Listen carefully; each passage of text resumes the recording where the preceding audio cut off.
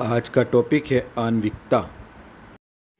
नमस्कार दोस्तों, आज हम पढ़ने जा रहे हैं एक विशेष टॉपिक।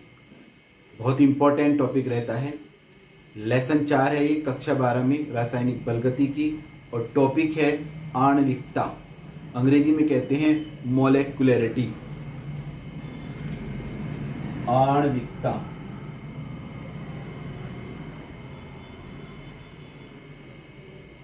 मोलेक्युलरिटी।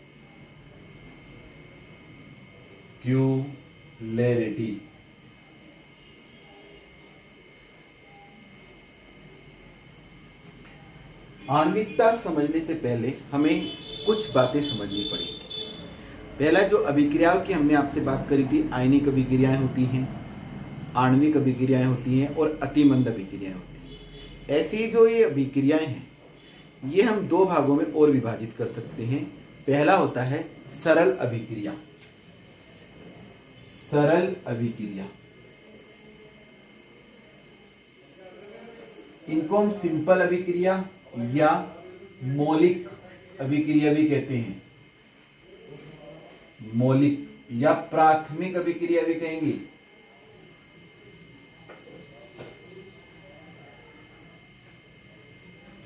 ये सब सरल अभिक्रियाएं।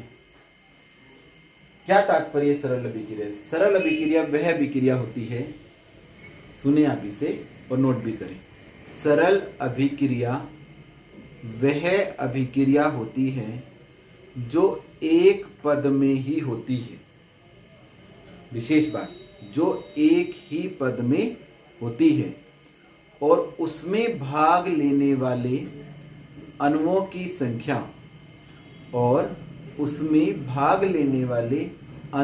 संख्या आणविकता होती है। माने जो उसमें अभिकारक है वही उस अभिक्रिया की आणविकता हो जाएगी, सरल अभिक्रिया। जैसे हम एग्जांपल लेते हैं, एक है O2F2। इसे अगर हम गर्म करें तो O2 + F2 में बदल जाएगा। तो यहां अभिकारक के रूप में एक अणु है O2F2 का, ठीक है। तो इसलिए इसकी आणविकता 1 है। अभी आगे हम बताएंगे आणविकता किसे कहते हैं, उसमें आपको क्लियर होगा। यहाँ O2F2 एक अणु, अगर हम रिएक्शन लिखें इस प्रकार से 2HI H2 + I2, तो अणुओं की संख्या यहां है 2, तो आणविकता इसकी है 2। अब आपको ये समझते ही आपको पता लग जाएगा कि आणविकता की परिभाषा क्या रहती है। तो ये सरल अभिक्रिया है। किसी भी अभिक्रिया को देखकर हम नहीं बता सकते कि वो सरल अभिक्रिया है या प्राथमिक कोई जटिल अभिक्रिया है। इन अभिक्रियाओं को हमें थोड़ा सा अभ्यास देना होता है। अभ्यास से ही हमें इसे याद रखना पड़ेगा, ठीक है। तो अब दूसरे नंबर की जो क्रिया है उसका नाम है जटिल क्रिया। क्या नाम है? जटिल अभिक्रिया। 2 जटिल अभिक्रिया।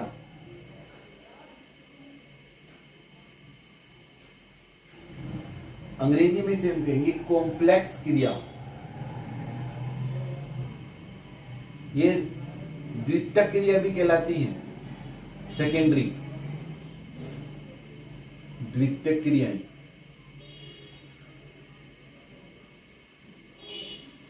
अब ये जो जटिल अभिक्रियाएं हैं, ये कौन सी क्रियाएं हैं? ये वे क्रियाएं हैं, नोट करेंगे, वे अभिक्रियाएं जो एक से अधिक पदों में होती हैं, जटिल अभिक्रियाएं कहलाती हैं। वे अभिक्रियाएं जो एक से अधिक पदों में होती हैं, क्या कहलाती हैं? जटिल अभिक्रियाएं कहलाती हैं। इन अभिक्रियाओं को देखकर हम आणविकता नहीं बता सकते। इसके लिए हमें क्रियाविधि की आवश्यकता होती है। इतनी बात इसमें आपको लिखनी है। इन अभिक्रियाओं को देखकर हम आणविकता नहीं बता सकते, इसके लिए क्रियाविधि की आवश्यकता होती है। एग्जाम्पल देखो, एग्जाम्पल के रूप में हम लेते हैं 2NO प्लस 2H2। तो ये एग्जाम्पल में आ गया हमारा N2 प्लस 2H2O, ये क्रिया बनी। अब इस क्रिया में आप देख रहे हैं 4 अणु भाग ले रहे हैं, 2 यहां 2 यहां। लेकिन इस अभिक्रिया की जो आणविकता है वो 4 नहीं है। क्यों नहीं है? पहले तो आप इसे समझ लें, इसकी मैं क्रिया विधि आपको बताऊंगा, उससे आपको क्लियर होगा। क्रिया विधि में हम देखते हैं कि ये किस तरह से चलता है। ये ऐसे चलता है 2NO प्लस H2 और ये बन जाता है N2 और ये बन जाता है H2O2। फिर दूसरी क्रिया H2O2 प्लस H2 और ये बन जाता है 2H2O। अगर हम इन्हें जोड़ दें दोनों क्रियाओं को तो H2O2 इधर कट जाएगा, इधर भी है और इधर भी, और रिएक्शन में क्या रह जाएगा 2NO, एक H2O एक H2O, 2H2N2 प्लस 2H2। तो यहाँ कितने पद हो गए? 1 और 2 पद हो गए क्रिया। उस क्रिया में आप देखिए यहाँ 3 अणु भाग ले रहे हैं, 2 NO का, एक हाइड्रोजन का। यहाँ केवल 2 अणु, एक H2O2 एक H2। तो इसकी आणविकता 2 है, इसकी आणविकता 3 है। ठीक है, किसी भी जटिल अभिक्रिया की आणविकता नहीं होती है। ठीक है, आणविकता, क्योंकि जटिल अभिक्रिया में हमें यह नहीं पता लगता कितने अनुभाग ले रहे हैं। अब आणविकता पर आते हैं। आणविकता से पहले आपको यह बात भी समझनी पड़ेगी कि आणविकता का मान जो होगा, पहले परिभाषा बताते हैं आणविकता की, तभी आपको आगे ले चलेंगे। यह है हमारा आणविकता। क्या होती है आणविकता की परिभाषा? बहुत आसान परिभाषा है, नोट करें। किसी अभिक्रिया के सरल पद में, किसी अभिक्रिया के सरल पद में भाग लेने वाले अणुओं की संख्या उस अभिक्रिया की आणविकता कहलाती है। आसान परिभाषा फिर एक बार रिपीट करते हैं। किसी अभिक्रिया के सरल पद में भाग लेने वाले अणुओं की संख्या उस अभिक्रिया की आणविकता कहलाती है। क्या कहलाती है? आणविकता कहलाती है।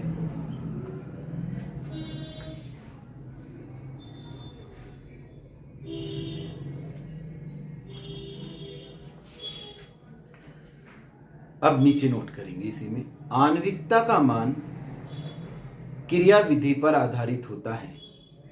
किसी क्रिया को देखकर आणविकता का मान नहीं बताया जा सकता। ये बात आपको नोट करनी है। आणविकता का मान क्रिया विधि पर आधारित होता है। किसी अभिक्रिया को देखकर आणविकता का मान नहीं बताया जा सकता है। ठीक है, अब कुछ एग्जाम्पल ले लेते हैं। जैसे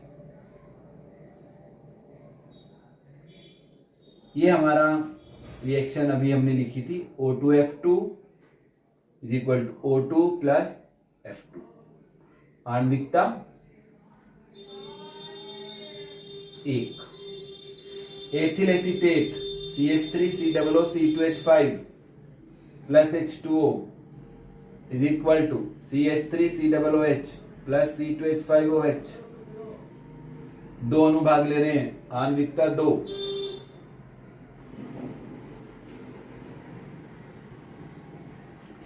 NO प्लस Cl2 2NOCl, आणविकता 3।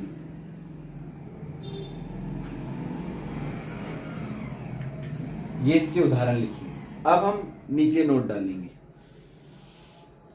आणविकता का मान 3 से अधिक नहीं हो सकता है। क्यों नहीं हो सकता है? समझिए। जैसे मान लीजिए ये एक चौराहा है, 4 वे। ठीक है, यहां ये एक चौराहा बना है। अक्सर हम एक्सीडेंट देखते हैं, इस प्रकार के देखे जाते हैं कि एक गाड़ी इधर से आई और एक इधर से आई और आपस में टकरा गई, अर्थात दो आपस में टकराते हैं तो एक्सीडेंट हो जाता है। कभी कभी ऐसा भी देखा जाता है, एक ही वाहन आ रहा है और वो एक वाहन अचानक स्लिप हो जाता है या अचानक उसका नियंत्रण खराब हो जाता है और वो डिवाइडर वगैरह पर चढ़कर क्या हो जाता है, एक्सीडेंट को प्राप्त होता है। तो एक अकेला वाहन भी क्या कर सकता है, एक्सीडेंट कर सकता है। दो तो सामान्यतः करते ही है, लेकिन कभी कभी ऐसा भी दिखाई देता है कि एक इधर से आ रहा हो, एक इधर से आ रहा हो और एक इधर से आए और तीनों आपस में टकरा जाएं। ऐसे भी एक्सीडेंट देखे जा सकते हैं, लेकिन ऐसा एक्सीडेंट की परसेंटेज भी नगण्य मानी जाती है कि चारों ही दिशाओं से आने वाले लोग कैसे हों, रूल का पालन ना कर रहे हों, आंखें बंद करके आए, ऐसा संभव नहीं होता।